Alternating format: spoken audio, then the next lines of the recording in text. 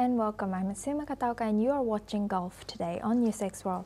Let's take a look at some of the headlines of this hour.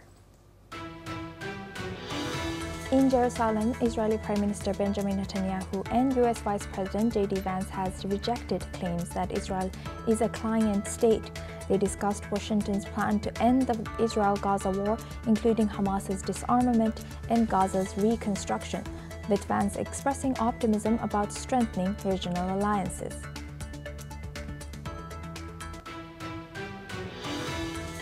Israeli lawmakers have the advancement of West Bank annexation bills as global pressure mounts for Israel to comply with the ICJ ruling on Palestinian rights.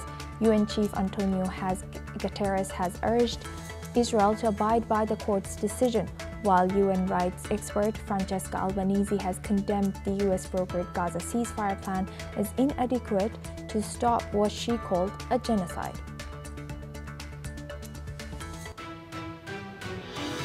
A targeted shooting in Syria's Idlib province has left 3 Druze community members dead. Gunmen has opened fire on a van near the village of Kafr Maris. The attack follows a history of sectarian tensions and recent clashes between Druze groups and pro-government forces.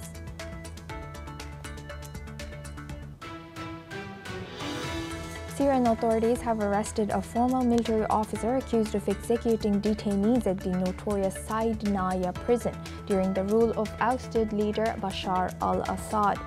The prison, long symbolic of Assad's brutal repression, which has been linked to thousands of torture and execution cases.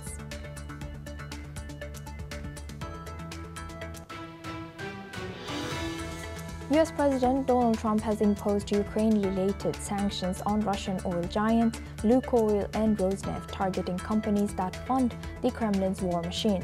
The US Treasury Department has said that further action is possible, calling for a ceasefire in Ukraine.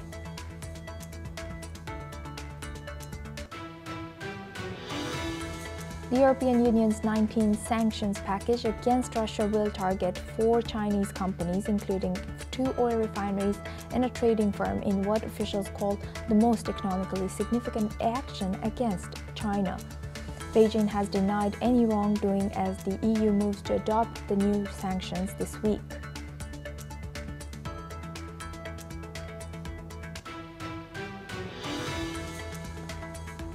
Russian forces have shot down 139 Ukrainian drones overnight, while President Zelensky reports 6 deaths and dozens of injuries from Russian strikes targeting Ukrainian cities and energy infrastructure.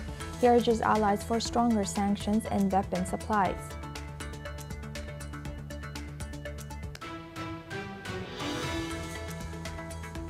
US President Donald Trump has said that he expects to reach a trade deal with Chinese President Xi Jinping during their meeting next week in South Korea. Trump has also planned to discuss China's purchase of Russian oil and possibly restart US soybean exports. He also mentioned that a deal on nuclear arms could be on the table.